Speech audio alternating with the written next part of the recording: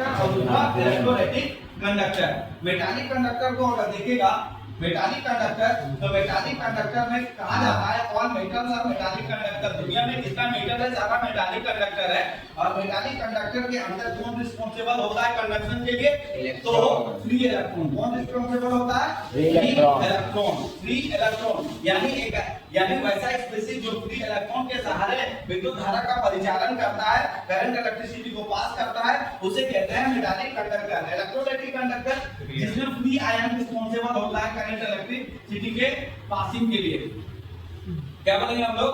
Those conductor in which free electrons or free ions are responsible for the conduction are known as electrolytic conduction. Electrolytic conductor या फिर electrolytic conductor का दूसरा definition होता है a substance which dissociates into ion when dissolved in water is known as electrolyte. एक ऐसा substance जो पानी में डालने के बाद प्लस और माइनस में टूट जाए, डिसोसिएट कर जाता है आयंस में, उसको कहते हैं electrolyte. There are two types of electrolyte. दो प्रकार का इलेक्ट्रोलाइट होता है। कौन कौन सा? वीक इलेक्ट्रोलाइट और स्ट्रांग इलेक्ट्रोलाइट। वीक इलेक्ट्रोलाइट और स्ट्रांग इलेक्ट्रोलाइट। वीक इलेक्ट्रोलाइट और स्ट्रांग इलेक्ट्रोलाइट। फिर से देखिए ऑन द बेसिस ऑफ, पहले देखिए क्या है डेफिनेशन। कहा जाता है कि the branch of chemistry in which we study about conversion of electrical energy into chemical energy and chemical energy into electrical energy are known as electrochemistry. On the basis of electrochemistry, substance can be divided as conductor and insulator. electrochemistry के हिसाब से substance को conductor और insulator में divide कर सकते हैं। Conductor किसको बोलते हैं? एक ऐसा सब्सटेंस जो विद्युत धारा का परिचालन होने देता है, which can pass current electricity is known as conductor। और एक ऐसा सब्सटेंस जो विद्युत धारा का परिचालन नहीं होने देता है, ये substance which doesn't conduct electricity is known as insulator। Conductor are two type again. Conductor दो प्रकार का होता है, metallic conductor and electrolytic conductor. Metallic conductor में फ्री इलेक्ट्रॉन रिस्पांसिबल होता है कंडक्शन के लिए, और दुनिया में जितना भी मेटल है सबको मेटालिक कंडक्टर कहा गया है। Electrolytic conductor a substance which dissociates into ion when dissolved in water is known as electrolyte। एक ऐसा सब्सटेंस जो पानी में डालने के बाद प्लस और माइनस में डिसोसिएट होता है, उसको इलेक्ट्रोलाइट कहते हैं। और इलेक्ट्रोलाइटिक कंडक्टर में कंडक्शन में फ्री आयन से रिस्पांसिबल होता है कंडक्शन के लिए। There are two types of electrolyte. दो प्रकार का इलेक्ट्रोलाइट भी होता है, weak electrolyte and strong electrolyte. Weak electrolyte और स्ट्रांग इलेक्ट्रोलाइट। वीक इलेक्ट्रोलाइट उसको कहते हैं जो पानी में डालने के बाद पूरी तरह से डिसोसिएट नहीं होता है, नॉट 100%। ऐसा काम with the red an electrolyte with the red dissociates completely when dissolved in water is known as weak electrolyte। एक ऐसा सब्सटेंस जो पानी में डालने के बाद पूरी तरह से नहीं टूटता, उसको कहते हैं weak electrolyte। and a substance which dissociates completely when dissolved in water is known as strong electrolyte। इसका एग्जांपल बड़ा इंपॉर्टेंट होता है। एग्जांपल आप लोग याद रखिएगा CH3COO और यहाँ पर H, और इसका एग्जांपल क्या याद रखना है? NaCl। सबसे सिंपल वाला NaCl। तो जब हम लोग किसी इलेक्ट्रोलाइटिक सॉल्यूशन में करंट इलेक्ट्रिसिटी देते हैं, तो उसका जो पासिंग कैपेबिलिटी होता है उसी को इलेक्ट्रोलाइटिक कंडक्शन कहते हैं। यानी पासिंग कैपेबिलिटी का बात हुआ तो जब भी जहां भी कैपेबिलिटी आता है, कैपेसिटी आता है, वहां पर दो चीज होगा, या तो ज्यादा होगा कैपेसिटी या तो कैपेसिटी कम होगा, या तो ज्यादा होगा या तो कम होगा। तो वो कौन सा परिस्थिति है जो आपको पढ़ना है, बोलता what are the condition under which electrolytic conduction is high. कौन सा वो परिस्थिति है, कौन सा वो कंडीशन है जिसके अंदर इलेक्ट्रोलाइटिक कंडक्टेंस हाई होता है या लो होता है। देखो पहला होता है सोल्यूट इंटरेक्शन। सोल्यूट इंटरेक्शन याद रखना है आपको। दुनिया में कोई भी प्रकार का इंटरेक्शन हो, आकर्षण हो, अगर बढ़ गया तो जिसका मतलब है कंडक्शन लो हो जाएगा। मेरा ना अपना टीचिंग से बहुत ज्यादा आकर्षण है, यही रीजन है कि बिहार से कल नहीं होता, जबकि हो जाना चाहिए था। पूरा खानदान पूरा परिवार वहां पर उनको सेटल भी वहां होना चाहिए था, लेकिन नहीं हो पाते क्योंकि इससे मेरा अटैचमेंट ज्यादा है। यहाँ पर देखिए क्या कहता है ना कि अगर सोल्यूट इंटरेक्शन ज्यादा हो जाए, कि सोल्यूट इंटरेक्शन इज हाई, अगर सोल्यूट इंटरेक्शन ज्यादा हो जाएगा then the ionic movement will be लो।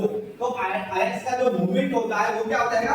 लो हो जाएगा। और अगर आयंस का मूवमेंट लो हो गया तो इलेक्ट्रोलाइटिक कंडक्शन भी क्या हो जाएगा? लो हो जाएगा। क्या हो जाएगा? इलेक्ट्रोलाइटिक कंडक्शन लो हो जाएगा। तो हम लोग क्या कहेंगे कि सोल्यूट इंटरेक्शन इज हाई। अगर सोल्यूट इंटरेक्शन हाई हो जाएगा then the ionic mobility will be less और लो। तो आयनिक मोबिलिटी लेस हो जाएगा या लो हो जाएगा, that is ionic conduction should also be less. तो इसलिए आयनिक कंडक्शन भी क्या हो जाएगा? लेस हो जाएगा। उसके बाद यहां पर हम लोग देखिए सोल्यूट हो गया सॉल्वेंट इंटरेक्शन। क्या लिख रहे हैं हम लोग यहां पर? सॉल्वेंट इंटरेक्शन क्या है, सॉल्वेंट सॉल्वेंट इंटरेक्शन। फिर से देखो हम पहले ही बता चुके हैं तुमको, किसी भी प्रकार का इंटरेक्शन होगा, आकर्षण होगा, अगर बढ़ गया तो मूवमेंट लो हो जाएगा, और अगर मूवमेंट लो हो गया तो इसका मतलब है कि कंडक्शन भी लो हो जाएगा। अब तुम आज के बाद अभी ना 4 महीना 5 महीने के बाद तुम जाएगा बीटेक करने के लिए या कुछ भी आगे का पढ़ाई करने के लिए, अब तुम बोलेगा नहीं भैया मेरा अटैचमेंट ज्यादा हो गया, वेदांता नहीं पढ़े रहेंगे, तो वेदांता में टीचर का कैपेबिलिटी नहीं है बीटेक कराने का, तो तुमको कहां से कराएगा, तो तेरा मूवमेंट क्या कर देगा, तुम मूवमेंट को लो किया तो कंडक्शन क्या हो जाएगा, लो हो जाएगा, सीधा बात। तो यहाँ पर इंटरेक्शन आकर्षण ज्यादा नहीं रखना चाहिए किसी भी चीज से, किसी भी चीज से ज्यादा आकर्षण रखना नुकसानकारक है। यहाँ पर देखो, यहाँ पर फिर से हम लोग कहेंगे solvent solvent interaction is getting high, अगर सॉल्वेंट सॉल्वेंट इंटरेक्शन ज्यादा हो जाए then the ionic movement will be low again, तो आयनिक मूवमेंट फिर से लो हो जाएगा, that is electrolytic conduction is low again. इसका मतलब है कि इलेक्ट्रोलाइटिक कंडक्शन भी लो हो जाएगा। उसके बाद होता है सॉल्वेंट सॉल्यूट इंटरेक्शन या solute solvent interaction, solute solvent interaction. फिर से याद रखना, यहाँ भी लो हुआ और यहाँ भी लो हुआ, लो होगा। फिर क्या बोलेंगे, when solute solvent interaction is getting high, अगर solute solvent interaction ज्यादा हो जाए then the ionic movement will be low again, तो ionic movement लो हो जाएगा, that is electrolytic conduction is low। इसका मतलब है कि इलेक्ट्रोलाइटिक कंडक्शन क्या हो जाएगा, लो हो जाएगा। चौथा और आखिरी और इंपॉर्टेंट चीज होता है टेम्परेचर, टेम्परेचर टेम्परेचर टेम्परेचर में क्या हो जाता है, इलेक्ट्रोलाइटिक कंडक्टेंस हाई हो जाता है। क्यों, जब हम लोग टेम्परेचर को इंक्रीज करते हैं, किसी भी सब्सटेंस का टेम्परेचर को इंक्रीज करते हैं, तो टेम्परेचर के साथ साथ वहां पर काइनेटिक एनर्जी सब्सटेंस का बढ़ जाता है। काइनेटिक एनर्जी इक्वल टू होता है हाफ mv², हाफ mv², ये वाला फैक्टर पूरा कांस्टेंट होता है, दैट इज वेलोसिटी इंक्रीज करता है। वेलोसिटी मतलब आयनिक मूवमेंट इंक्रीज कर जाएगा, और अगर आयनिक मूवमेंट इंक्रीज कर गया तो इलेक्ट्रोलाइटिक कंडक्टेंस इंक्रीज कर जाएगा। हम लोग क्या कहेंगे, since kinetic energy of a substance is directly proportional to temperature, क्योंकि kinetic energy किसी substance का directly proportional होता है टेम्परेचर का, that's why when temperature gets increased, यही कारण है कि जब हम लोग टेम्परेचर को बढ़ाते हैं then ionic movement that is velocity of substance get increases। इसका मतलब है कि वेलोसिटी सब्सटेंस का इंक्रीज कर जाएगा, और वेलोसिटी इंक्रीज करेगा जिसका मतलब है मोमेंट इंक्रीज करेगा, और मोमेंट इंक्रीज करेगा तो इसका मतलब है कि आयनिक कंडक्टेंस भी इंक्रीज कर जाएगा। चार फैक्टर होता है इलेक्ट्रोलाइटिक कंडक्टेंस को डिस्टर्ब करने वाला या इलेक्ट्रोलाइटिक कंडक्टेंस पर अपना इफेक्ट डालने वाला। इसमें से तीन फैक्टर क्या करता है, उसको लो करता है, चौथा फैक्टर टेम्परेचर होता है जो उसको हाई करता है। क्लियर।